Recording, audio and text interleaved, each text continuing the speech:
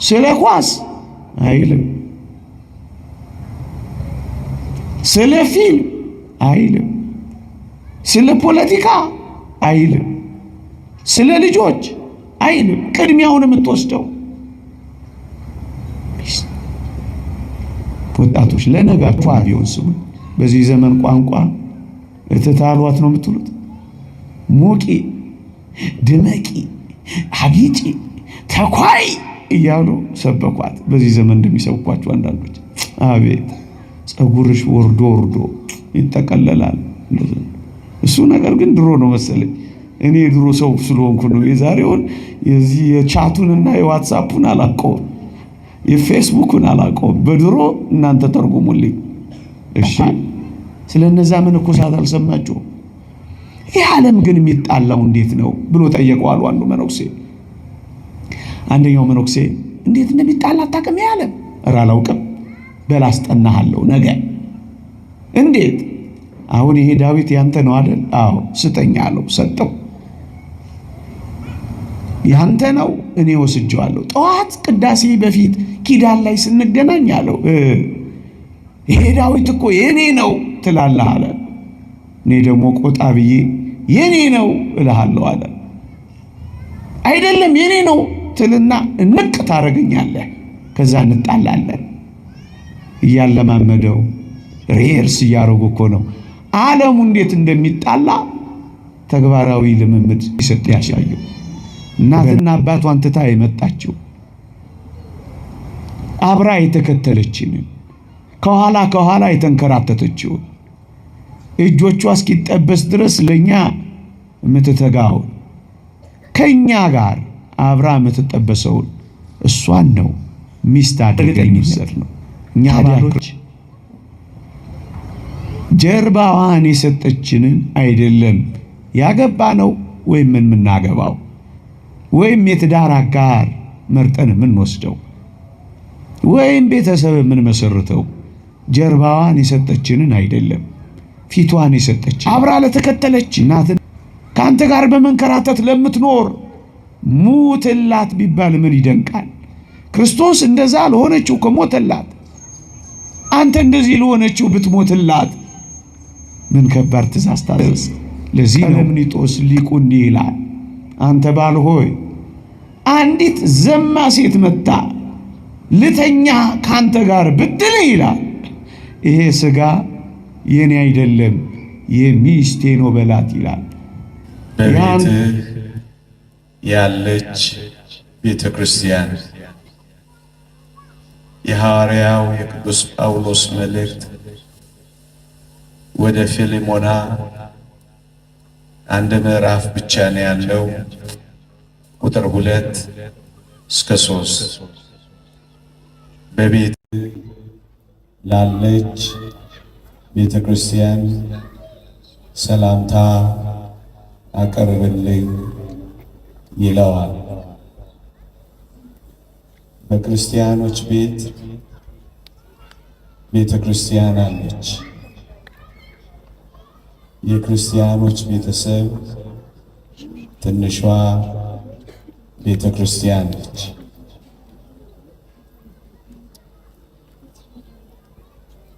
ይህንን ትምህርት ምናልባት ብዙዎቻችን አይመለከተንም እንዳንል እፈራለሁ። ምክንያቱም ሁላችንም ከቤተሰብ ነው የተገኘ ነው። እግዚአብሔር ቢፈቅድ ቤተሰብ ነው የምንመሰርተው። ስለዚህ ብንመሰርትም ባንመሰርትም በጥልቀት ሁላችንም እንደ ቤተ ክርስቲያን ልጅነት እንደ ማህበረሰብ ተሳታፊነት በዚህ ክፍለ ትምህርት አታውቁትም ብዬ ሳይሆን ጥቂት ማስታወሻዎችን ላሰማችሁ ፈልጌ በቤትህ ያለች ቤተ ክርስቲያን ክርስቶስ ቤተ ክርስቲያንን የመሰረተው መስቀል ላይ ክርስቶስ ከጎኑ በፈለቀልን ውሃ ተጠምቀን ከጎኑ ያገኘነውን ደም ጠጥተን ነው ቤተ ክርስቲያን ሕያው የሆነችው። ልብ በሉ፣ ከጎኑ። ሁለተኛ ክርስቶስ መስቀል ላይ ሲሞት ነው ቤተ ክርስቲያንን ያስገኘው። የክርስቶስ ሞት እንቅልፍ ተብሎ ተጠርቷል በአባቶቻችን ትምህርት። እግዚአብሔር ከእንቅልፍ እንደሚነቃ የወይን ስካር እንደለቀቀው እንደ ኃያል ሰው ተብሎ የተጠቀሰው ቃል የክርስቶስን ሞት እንቅልፍ ብሎታል። ክርስቶስ በመስቀል ላይ በሞት ሲያንቀላፋ ነው ቤተ ክርስቲያን የተገኘችው። ልክ እንደዚሁ የክርስቲያኖች ቤተሰብ ወይም ደግሞ እንዳጠቃላይ እግዚአብሔር ለሰው ልጆች የሰጠው ቤተሰብ ልክ እንደዚሁ የተመሰረተው። አዳምን አስታውሳችሁ፣ አዳም ከጎኑ አጥንት ነው ቤተሰብ ትሆነው ዘንድ ሔዋንን የሰጠው።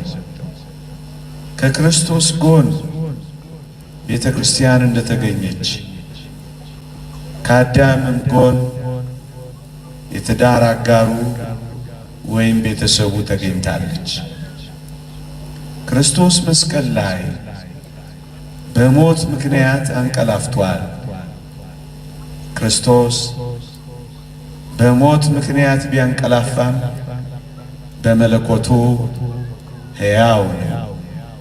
በሥጋ ሞተ፣ በመለኮቱ ግን ሕያው ነው ብሎ ቅዱስ ጴጥሮስ እንደጻፈልን ልክ እንደዚሁ አዳም ጨርሶ የሞት ያክል እንቅልፍ አልተኛም። ደግሞ አለው ጨርሶ የሞት ያክል እንቅልፍ አልተኛም። ከጎኑ ሔዋንን ሲሰጠው ደግሞ ምን ታላለ? ሊቃውንት እንደሚያስተምሩት ማዕከለ ነቂህ ወነዋም ይላል። በመተኛትና በማንቀላፋት መካከል ነበር አዳም። ያኔ ነው ከጎኑ ቤተሰብን የትዳር አጋርን የሰጡ። ልክ ክርስቶስ በሥጋ ሞቶ በመለኮቱ ሕያው እንደሆነው አዳምም በማንቀላፋትና በመተኛት መካከል ሆኖ ነው ቤተሰብን ያገኘው። ለምን ይመስላችኋል? እግዚአብሔር አዳምን እጅግም ያላነቃ እጅግም ያላስተኛው በሁለቱ መካከል አድርጎ ከጎኑ አጥንት አውጥቶ ቤተሰብ ይሰጠው።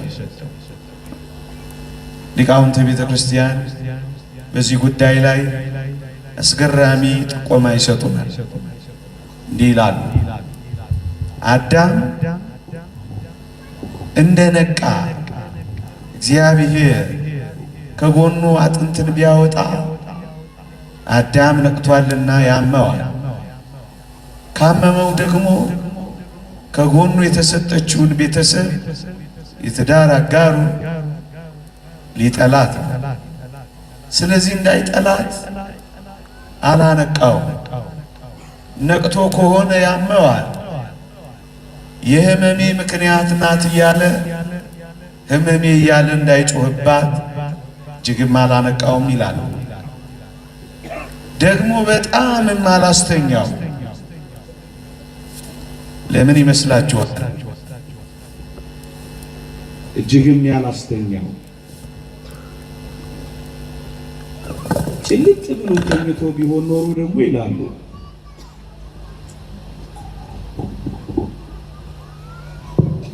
መቼም እኔ እንደታገስኩ እናንተ መታገስ አልበታችሁ ምስት መስፈታለ እናንተ ምን አለባችሁ ቁጭ ብላችሁ ይብላኝ እንጂ ለኔ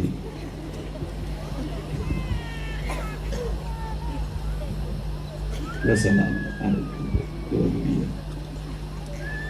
ይሰማችኋል? ግን እርግጥ ቀደም ይሰማ ለቀጥል አይደል?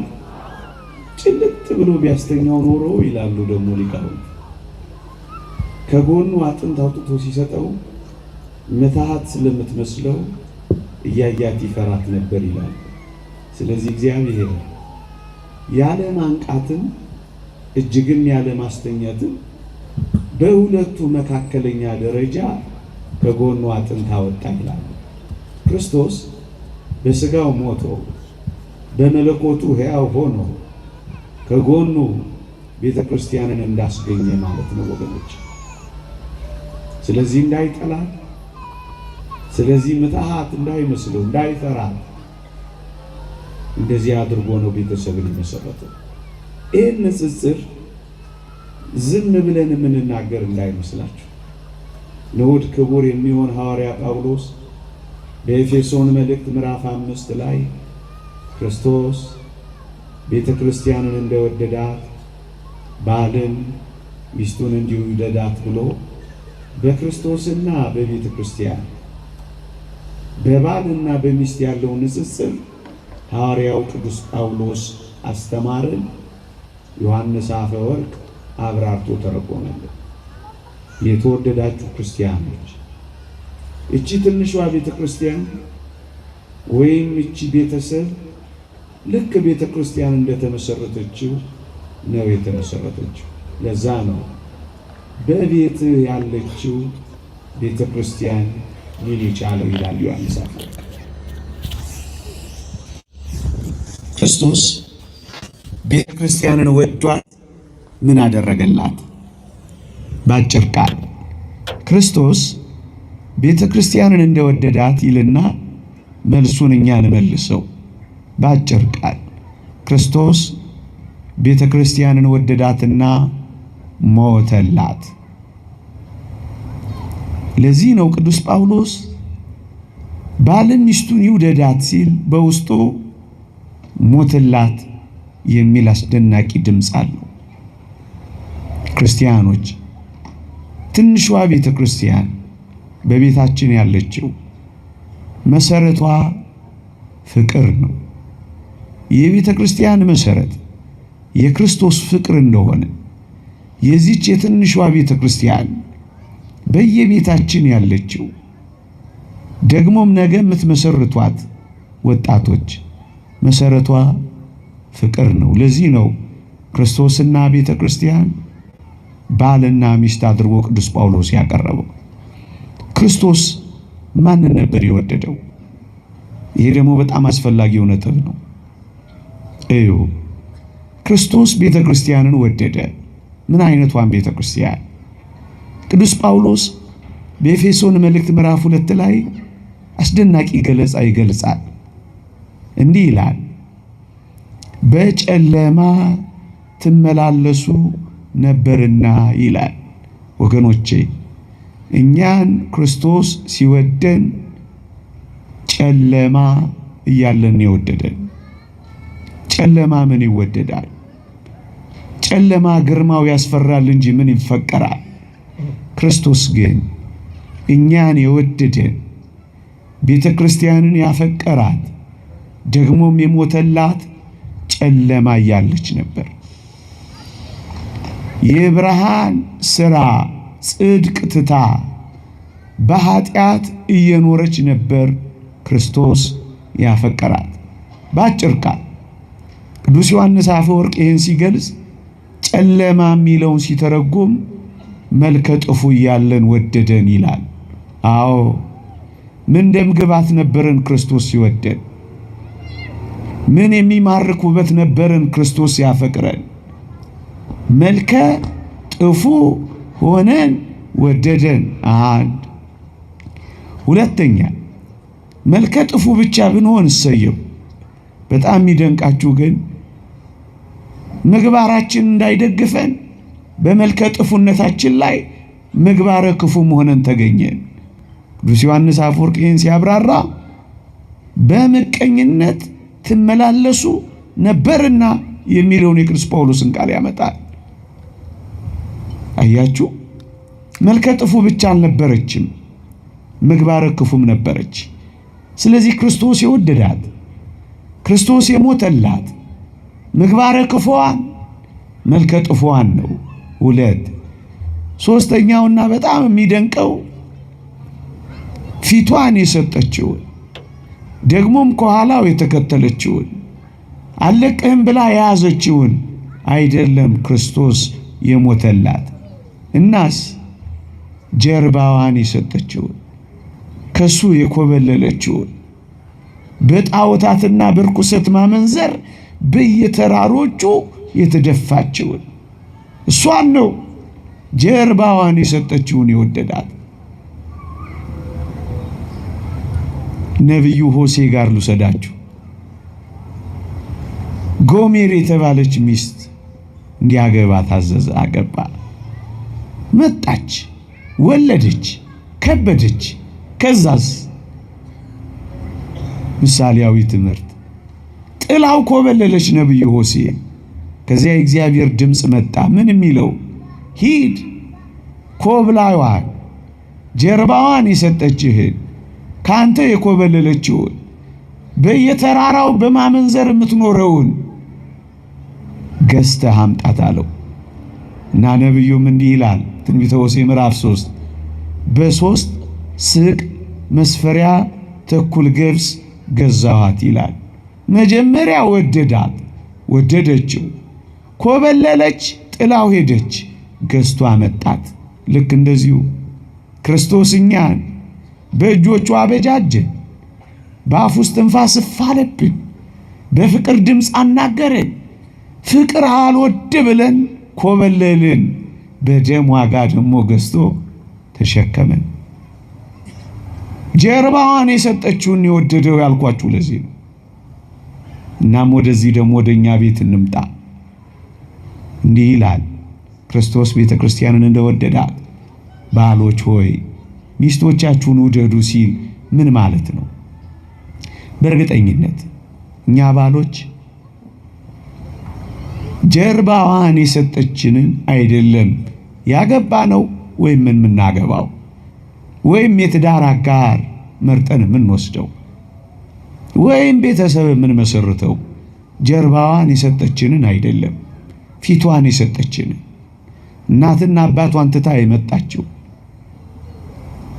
አብራ የተከተለችንን ከኋላ የተንከራተተችውን እጆቿ እስኪጠበስ ድረስ ለኛ የምትተጋውን ከኛ ጋር አብራ የምትጠበሰውን እሷን ነው ሚስት አድርገን የወሰድነው። ታዲያ ክርስቶስ ጀርባዋን ለሰጠች፣ ከሱ ለኮበለለች፣ ፊቷን አይደለም ጀርባዋን፣ ሌላ ለወደደች፣ ሌላ ላፈቀረች፣ ሌላ ለተከተለች፣ ተከትሏት ካፈቀራት አንተ የትንሿ ቤተ ክርስቲያን ራስ ባል ሆይ ሚስትህንም እንደዚህ ውደዳት። ክርስቶስ ጀርባዋን ለሰጠችው ከሞተላት፣ ፊቷን ለሰጠች፣ አብራ ለተከተለች፣ ከአንተ ጋር በመንከራተት ለምትኖር ሙትላት ቢባል ምን ይደንቃል? ክርስቶስ እንደዛ ለሆነችው ከሞተላት፣ አንተ እንደዚህ ለሆነችው ብትሞትላት ምን ከባድ ትእዛዝ ታዘዝ። ለዚህ ነው ክርስቶስ ቤተ ክርስቲያንን ባል ሚስትን እንዴ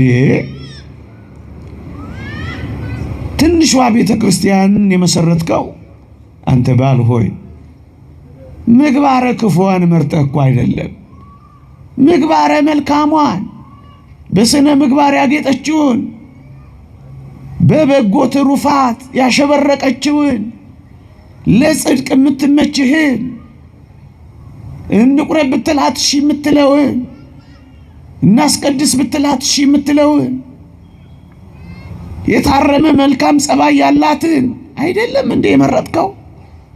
ታዲያስ ምግባረ ክፉ ለሆነችው ከሞተላት ምግባረ መልካም ለሆነችው ክርስቶስ ለቤተ ክርስቲያን አንተ ደግሞ እንዲች ላለችው ሞትላት። ትንሿ ቤተ ክርስቲያን በፍቅር ትመሰረታለች። ደግሞስ ቢያንስ ከመልክ መልክ፣ ከደም ግባት ደም ግባት፣ ከውበት ውበት ጥቂት እንኳን አልመረጥንም። ምን እንዋሻለን? ታዲያ ክርስቶስ እንዲህ ላለችው ጨለማ ከሞተላት የትንሿ ቤተ ክርስቲያን ራስ ባል ሆይ ደመግቧን መልከ መልካሟን በጽድቅ ሥራ የምታበራዋን በክርስቲያናዊ ሕይወት የምታንጸባርቀዋን እሷን ሞትላት። ክርስቶስ ለቤተ ክርስቲያን፣ ትንሿ ቤተ ክርስቲያን ባል ለሚስቱ። የተወደዳችሁ ክርስቲያኖች ክርስቶስ ለቤተ ክርስቲያን ያልሰጠው ነገር የለም። ደግሞ አለው። ክርስቶስ ለወደዳት ለሞተላት ቤተ ክርስቲያን ምንም ያልሰጠው ነገር የለም። ራሱን ሰጣት፣ ስጋውን ሰጣት፣ ደሙን ሰጣት። መኑ ዘሬ የመራዊ ዘይጠብ ስጋው በጊዜ ከብካቡ። በሰርጉ ጊዜ ስጋውን ቆርሶ የሚያበላ ደሙን አፍሶ የሚያረካ እንዲህ አይነት ሙሽራ ያየማን ነው ትላለች ቤተ ክርስቲያን በቅዳሴዋ። ራሱን ሰጣት። መጥወተ ርዕስ አንድ ልጅነትን ሰጣት። ላመኑት ሁሉ የእግዚአብሔር ልጆች የሆኑ ዘንድ ስልጣንን ሰጣት። ባለስልጣን አደረገን። ምን ያልሰጠን ነገር አለ? መንግስቱን ሰጠን። እንዴ ድል ለነሳው በዙፋን እንዲቀመጥ አደርገዋለሁ አለ። የዙፋኑ ተሳታፊ አደረገን። እጅግ የሚደንቅ ነው። ከመለኮት ባህሪ ተካፋይ ትሆኑ ዘንድ አለን። ምን ይደንቃል ወገኖቼ? ጎርጎርዮስ ዘኑሲስ እንደተናገረው ስንደርስበት ብቻ የምናውቀው ታላቅ ጸጋ ደግሞ አዘጋጅቶልናል። አሁን ቃላት የማይናገሩት፣ አሁን ቅኔ የማይበቃው፣ አሁን ስብከት የማይገልጠው፣ አሁን መዝሙር የማይችለው፣ አሁን ባለ ቅኔ የማይጨርሰው ስንደርስበት ብቻ የምናውቀው ሕይወት ሰጠን። ጎርጎርዮስ ዘኑሲስ እንደተናገረው ታዲያ ክርስቶስ ለቤተ ክርስቲያን ይህንን ሁሉ ከሰጠ፣ ክርስቶስ ለቤተ ክርስቲያን እንዲህ ከሰጠ፣ የትንሿ ቤተ ክርስቲያን ራስ ባለ ሚስቱን ይውደዳት የተባለውን አንስቼ ነው። ሁሉን ነገር ስጣት ነው የሚለው፣ አትሰስትባት ነው የሚለው። ፍቅር አይሰስትም። ፍቅር እኔን ይድላኝ አይልም። ፍቅር ለራሱ አያስብም። ፍቅር ከራሱ ይወጣል። ፍቅር ወደ ሌሎች ይገሰግሳል። ፍቅር ስለሚቀበለው ግድ አይለውም። ፍቅር መስጠት ነው እና ሁሉን ነገር ይሰጣል። ክርስቶስ ለቤተ ክርስቲያን የነፈጋት፣ የደበቃት፣ የከለከላት ምንም ነገር እንደሌለ ትንሿ ቤተ ክርስቲያንም የምትሰጣት ናት። የተወደዳችሁ ክርስቲያኖች እንዲህ ተብሎ እኮ ተጽፏል። በትንሿ ቤተ ክርስቲያን ውስጥ ክርስቶስ ቤተ ክርስቲያንን ባል ሚስትን ባለው አንቀጽ ባልም ለሚስቱ የማይሰጣት ነገር እንደሌለ ተምረናል። እንዲህ ይላል እግዚአብሔር ቃል፣ ባል በገዛ ሥጋው ላይ ስልጣን የለውም፣ ስልጣን ለሚስት ነው እንጂ። ሚስት በገዛ ሥጋዋ ላይ ስልጣን የላትም፣ ስልጣን ለባል ነው እንጂ ይላል። ወገኖቼ እቺን ትንሿን ቤተ ክርስቲያን ስትመሰርት ስልጣንህንም ጭምር ነው መታስረክበው። ወጄ ፈቅጄ ብለህ እኮ ነው የምትሰጠው። እንደሱ ነው የሚሰጠው። ፍቅር እንደሱ ነው። ተገዶ አይደለም፣ ወዶ ፈቅዶ መርጦ ነው የሚሰጠው ፍቅር። በገዛ ሥጋ ላይ እንኳን ስልጣን እንዳይኖርህ ትንሿን ቤተ ክርስቲያን መስርታል። ሥጋህን ከሰጠሃት ታዲያ ከሥጋ ሌላ ምን ትደብቅባታለህ ወዳጄ? የሚበልጠውን ከሰጠሃት የሚያንሰውን ነገር ትነፍጋት። ክርስቶስ ለቤተ ክርስቲያን ሁሉን ነገር እንደሰጣት ሥጋህን እንኳን ሳይቀር እንዴት ይደንቃል! ያንተ አይደለማ በቃ እቺን ትንሿን ቤተ ክርስቲያን ስትመሰርት ከሚስት ጋር ስትዋሃድ ያንተ መሆን ያበቃል። መጀመሪያ የክርስቶስ ነህ፣ ከዚያ ደግሞ የሚስት። በገዛ ሥጋ ላይ ስልጣን የለህም። ቀለምኒጦስ ሊቁ እንዲህ ይላል፣ አንተ ባል ሆይ አንዲት ዘማ ሴት መጣ ልተኛ ካንተ ጋር ብትል ይላል፣ ይሄ ሥጋ የኔ አይደለም የሚስቴ ነው በላት ይላል። ያንተ አይደለም ምን ነው የምትሰርቃት? ያንተ አይደለም ምን ነው የምታጭበረብራት? ያንተ አይደለም መልስላት። ክርስቶስ ለቤተ ክርስቲያን እንደሰጣት የእግዚአብሔር ቃል እንዲህ ይላል። በጣም የሚደንቅ ቃል ደግሞ አለ። እንዴት ይደንቃል! ቅዱስ ጳውሎስ ያገባ ሚስቱን እንዴት ደስ እንደሚያሰኝ ስለ ሚስቱ ያስባል ይላል። ጊዜህን ብቻ እንዳይመስልህ ሐሳብህም ጭምር ለሚስት ይሆናል። ትንሿ ቤተ ክርስቲያን ሐሳቧ ክርስቶስ እንደሆነ ቤትህም ሐሳቧ ለሚስት ይሆናል። እግዚአብሔር ያሳይህ፣ ልዑል ያመልክትህ እንዴት እንዳትል ስለ ሚስቱ ያስባል ይላል። ስለ ኳስ አይልም፣ ስለ ፊልም አይልም፣ ስለ ፖለቲካ አይልም፣ ስለ ልጆች አይልም። ቅድሚያውን የምትወስደው ወጣቶች ለነጋችሁም ቢሆን ስሙ።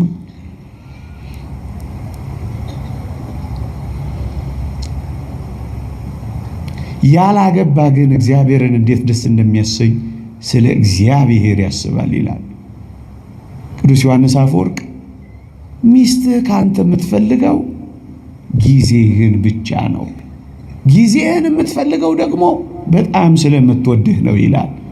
ጊዜዋን በቢራ ቤት፣ ጊዜዋን በግሮሰሪ፣ ጊዜዋን በወላጆችህ፣ ጊዜዋን በጓደኞችህ፣ ጊዜዋን በቴሌቪዥን ቻናሎች አትተካባት። ስለምትወድህ ነው። የእናንተን አላውቅም። ሚስቶቻችን የሚፈልጉት ከኛ ጊዜያችንን ብቻ ነው። ስለሚወዱን ነው።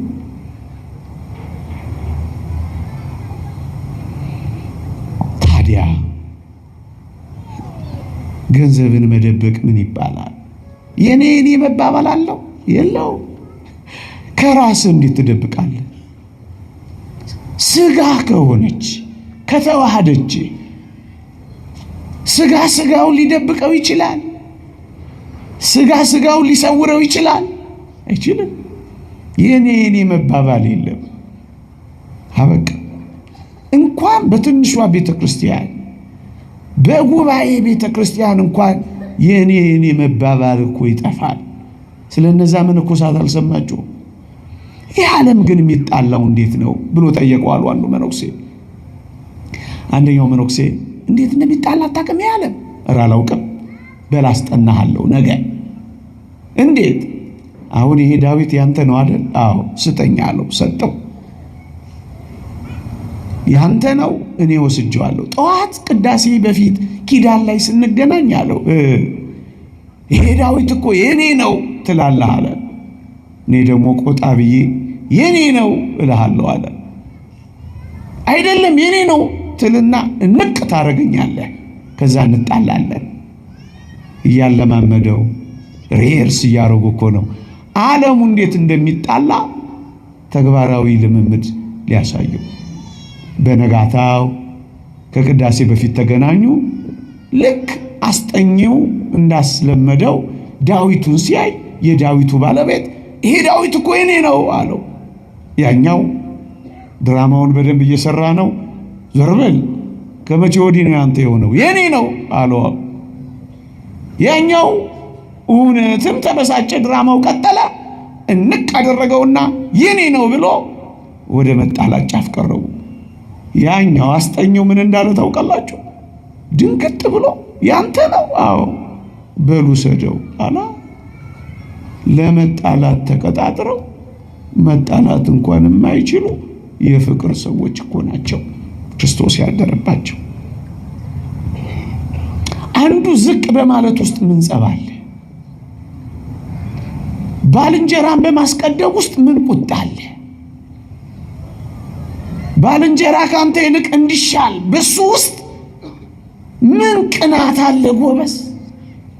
ጠብና ጦር ከወዴት ይመነጫሉ? በዚህ ሕይወት ውስጥ ቤትህም እንደዚህ ነው። ቤተ ክርስቲያን እንደዚህ ከሆነች አንተ ቤትም እንደዚህ ነው የሚሆነው። ክርስቶስ ለቤተ ክርስቲያን አትንፈጋት፣ አትከልክላት፣ አትደብቃት፣ እየሸጎጥ ወስደህ አትጣልባት። ጠረጴዛ ላይ አስቀምጠው፣ የልብህን አውራ፣ ግልጥልጥ በል፣ ተገላለጥ። ሶስተኛ ክርስቶስ ሰውነቱን ሳይከፍል ሰውነቱን አዋህዶ እንደ ሞተ መሰንጠቅ፣ መከፈል፣ መለያየት እንደሌለባት ቤተ ክርስቲያንም እንደማትከፈል ትንሿ ቤተ ክርስቲያንም ያንተ ቤትም ምን አይከፍላት። ክርስቶስ ሰውነቱ ካልተከፈለ ክርስቶስ ተከፍሏልን እንዳለ ቅዱስ ጳውሎስ ቤተ ክርስቲያንም የክርስቶስ ናትና ከነገድም ከቋንቋም ከወገንም ዋጅተህ አንድ አድርጋሃታልና እሷም እንደማትከፈል ያንተ ቤትም ምንም እንዳይከፍላት እንዳትከፈል።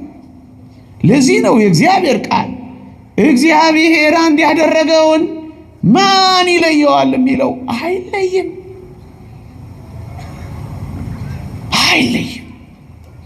የተወደዳችሁ ክርስቲያኖች አንድ እግዚአብሔር አንድ አድርጎታል። ወገኖቼ እንኳን ሁለት ተጋቢዎች እንኳን ሙሽሮች እኛ ሁላችን አንድ አይደለን? ቤተ ክርስቲያን የምትባለው እቺ ህብረት እቺ ጉባኤ እኮ አንድ ነን። ቅዱስ ጳውሎስ እንዲህ ይላል፣ በጣም አስደናቂ ቃል ይናገራል። አንደኛ ቆሮንቶስ መልእክት ምዕራፍ 10 አንዱን እንጀራ ስለተካፈለን እኛ ብዙዎች ስንሆን አንድ ነን። አንድ ስጋውን የበላ ነው ደሙን የጠጣ ነው ክርስቶስ በእኛ ውስጥ ይኖራል። እንዴት ይደንቅ! እኔም በእርሱ እኖራለሁ እሱም በእኔ ይኖራል አላ። ከክርስቶስ የተነሳ አንድ መንጋ ከአንድ እረኛ ጋር እንኖራለን። መሰማሪያችን አንድ፣ በሩ አንድ፣ እኛም አንድ። ትንሿ ቤተ ክርስቲያንም እንደዚህ አንዲት ናት። ከምን የተነሳ ወዳጆቼ? አንድ የሚያደርገን አንድ አልጋ ላይ ስለተኛን አይደለም። አንድ አልጋ ላይ የተኙ ብዙ አልጋ ላይ የተበተኑ ልቦች እንዳሉ እንሰማለን፣ እናውቃለን። አንድ ጋቢ ስለለበስ፣ አንድ ድፎ ዳቦ ቀደን ፎቶ ስለተነሳን፣ አንድ መኪና ላይ ስለተጫነን፣ አንድ ናቸው ተብሎ ስለተጨበጨበልን አይደለም። ከምን የተነሳ? ከአንዱ መንፈስ የተነሳ። ታዲያ እግዚአብሔር አንድ ያደረገውን ማን ይለየዋል የሚለው እኮ ነው። ማን ይለየዋል? ምን ስልጣን አለህ አንተ ለመለየት? እግዚአብሔር አንድ ያደረገው ሰው አይለየው ሲል አንተንም ጭምር እኮ ነው፣ አንቺንም ጭምር ነው። ሰው አይለየው። እንዴት ይደንቃል! ስለዚህ እቺ ትንሿ ቤተ ክርስቲያን በትንሹም በትልቁ በሚረባው በማይረባው በሆነው ባልሆነው አትከፈል፣ አትለያይ፣ አትበጠስ። በሶስት የተገመደ አይበጠስም ያለው ለሱ ነው፣ ክርስቶስ ስላለበት። የተወደዳችሁ ክርስቲያኖች እቺን ቤተሰብ የሚመሰርታት ቋንቋ አይደለም፣ እግዚአብሔር ብሔር አይደለም፣ ፍቅር ነው። ታዲያ ፍቅርን ማን ሊያሸንፋት ይችላል? ነገሬን ለመጠቅለል ሰዓት እንዳልፈጅ ሌላ ሰፊ ልዩ የእግዚአብሔር ቃል ደግሞ አለ። እኔ ጊዜው እንዳላባክን ለማስታወስ ያክል ነው። ክርስቶስ ቤተ ክርስቲያንን የወደዳት፣ ክርስቶስ ለቤተ ክርስቲያን የሞተላት በፍጹም በማይመች ሁኔታ ነበር። ምንድነው የማይመች ሁኔታ? መስቀል ምን ይመቻል? መስቀል ይመቻል። ሳዶር፣ አላዶር፣ ዳናት፣ አዴራ፣ ሮዳስ የተባሉ ችንካሮች ምን ይመቻል? ጅራፍ ምን ይመቻል? መራራ ሐሞት መጠጣት ምን ይመቻል? እርጥብ መስቀል መሸከም ምን ይመቻል? የሾህ አክሊል መድፋት ምን ይመቻል? በማይመቹ ሁኔታዎች ጭምር አፈቀራት። ፍቅር አይለወጥም። ፍቅር ሁኔታዎችና ቦታዎች አይቀይሩትም። ፍቅር ለዘወትር አይወድቅም ይላል ቅዱስ ጳውሎስ። እንደውም አስደናቂ ቃል አንሳላችሁ ሶሎሞን የተናገረው ብዙ ውሃ ፍቅርን ያጠፋት ዘንድ አይችልም። ረሃብ ነው አይችልም። ምኑ ያድገነ ፍቅሮ ለክርስቶስ፣ ረሃብ ነው አይችልም። ስደት ነው አይችልም። ሰይፍ ነው አይችልም። ታዲያ እንትን ቤተ ክርስቲያን ረሃብ ይፈታታል። ስትራብ ትተወዋለህ፣ ጥላት ትጠፋለህ፣ ልጆችህን ትበትናለህ፣ ስትከስር እነሱንም ታከስራቸዋለህ። ፍቅርን ያጠፋት ዘንድ ብዙ ውሃ አይችልም። የፍቅርን እሳት የሚንቀለቀለውን የሚያጠፋ ውሃ ምድር ላይ የለም፣ መከራም ቢሆን። ክርስቶስ በማይመቹ ሁኔታዎች እንደወደደ በዚህ ዘመን ቤተሰቦች ሆይ፣ በተለይ የትንሿ ቤተ ክርስቲያን ራስ ባል ሆይ፣ ባይመችም ውደዳት። በማይመቹ ሁኔታዎች አፍቅራት፣ ውደዳት። አብርሃምና ሳራን እንዳትረሳቸው። 3 ጊዜ ድንኳናቸውን እየነቀሉ ድንኳናቸውን እየተከሉ ተንከራተዋል። በረሃብ ምክንያት ተራባ፣ ተጠማ። እንደዚህ ያረጉ የሚኖሩ ብዙዎች አሉ። እንደሱ ነው የኖሩት። በድንኳን የኖሩት ተከራያ፣ እጣ ንጣ። ታዲያስ የእግዚአብሔር ቤተ ክርስቲያን፣ ትንሿ ቤተ ክርስቲያን እንዴት ትፈርሳለች? እንዴት ትተዋለች? እንዴት ችላ ትባላለች? እንዴ በጣም የሚደንቅ ነገር። ሳራን ትንሽና ድንቃትና እናብቃ። እኔ በጣም ትደንቀኛለች። ደም ግባቷንና ውበቷን አቤሜሌክ የሚባለው ንጉሥ አየና ቤተ መንግሥት እንድትገባ ጥያቄ ቀረበላት። ወደዳት። ቤተ መንግሥት ግቢ አላት። እሷ የምትኖረው የት ነው? ከአብርሃም ጋር በድንኳን። ምን ይመቻል ድንኳን? እንጃ። አሁን ያላችሁ እንደዚህ ኑሩ የምትባሉት ኑሩ።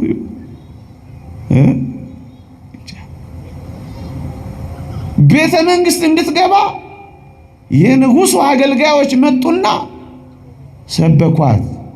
በዚህ ዘመን ቋንቋ እትታሏት ነው የምትሉት። ሙቂ፣ ድመቂ፣ አጊጪ፣ ተኳይ እያሉ ሰበኳት። በዚህ ዘመን እንደሚሰብኳቸው አንዳንዶች። አቤት ጸጉርሽ ወርዶ ወርዶ ይጠቀለላል። እሱ ነገር ግን ድሮ ነው መሰለኝ። እኔ ድሮ ሰው ስለሆንኩ ነው። የዛሬውን የዚህ የቻቱንና የዋትሳፑን አላውቀውም፣ የፌስቡክን አላውቀውም። በድሮ እናንተ ተርጉሙልኝ እሺ። አይሰማችሁ? መጡና ሙቂ፣ ድመቂ፣ አጊጪ፣ ተኳይ፣ ቤተ መንግሥት ግቢ እያሉ ሰበኳት። ምን ቅር ብላ ሄደች እንዳይመስላችሁ። አቤት ዛሬ ጃኩዚ ሲያዩ የሞቀ ትዳራቸውን የሚተዋሉ። ጃኩዚው እንደ ትዳር እንደ ሞቀው ቤት የሚሞቅ እንዳይመስልሽ። ምናልባት ይቅርታ ሁሉም አይደለም ሊያቃጥል ከቻለ አላውቅም። ብዙዎች ተውበው ገብተው ቤተ መንግስት አይነት ኑሮ ፍለጋ ማዲያት አውጥተው እንደወጡ ግን አውቃለሁ። ስቀው ገብተው እያለቀሱ እንደወጡ አውቃለሁ። አጋቡኝ ብለው ወጥተው ሽማግሌ እግር ስተደፍተው አፋቱኝ እንዳሉ ግን ሰማለን። አንዳንዶች ምንድነው ይሄ ፍርድ ቤቱ ሁሉ ፍቺ በወር 3000 ምንትስ ጆሮን ጠው የሚያደርግ? ስላልተማረን ይሆን? ከዚህ ውስጥ ምን ያህል ኦርቶዶክሳዊ ይኖር ይሆን? ረሃብ ነው ስደት። ሳራዬ ኦፈር ቀረበላት፣ ግቢ ቤተ መንግስት ተባለች። ምን እንዳለች ልንገራችሁ። ገድለ ሳራን አንብቡት። በጣም አስደናቂ ቃል ትናገራለች። እንዲህ አለች። ሙቂ ባሏት ፈንታ ልብሷን ተረተረች፣ አጊጪ ባሏት ፈንታ አመድ ነሰነሰች፣ ተኳይ ባሏት ፈንታ አለቀሰች። ልቧ ያለው ጆጆ ሽማግሌ ታላቁ እግዚአብሔር ሰው አብርሃም ጋርና ድንኳኗ ውስጥ ነው። ብትራብም የመረጠችው ፍቅር ነው። አበቃ። ድንኳኗ እንደዚህ ነው የምትኖረው። ረሃብ አያስበረግጋትም። ከዚህ ዘመን የበለጠ ረሃብና ጭንቀት በሚመጡት ዘመናት በክፋት እየባሰ ሊሄድ ይችላል። ይህ ዓለም አደራችሁ ትንሿን ቤተ ክርስቲያን ታፍርሷት። ይቆየን። የእግዚአብሔር ቸርነት፣ የእመቤታችን አማላጅነት፣ የቅዱሳን በረከት ረድኤት አይለየን።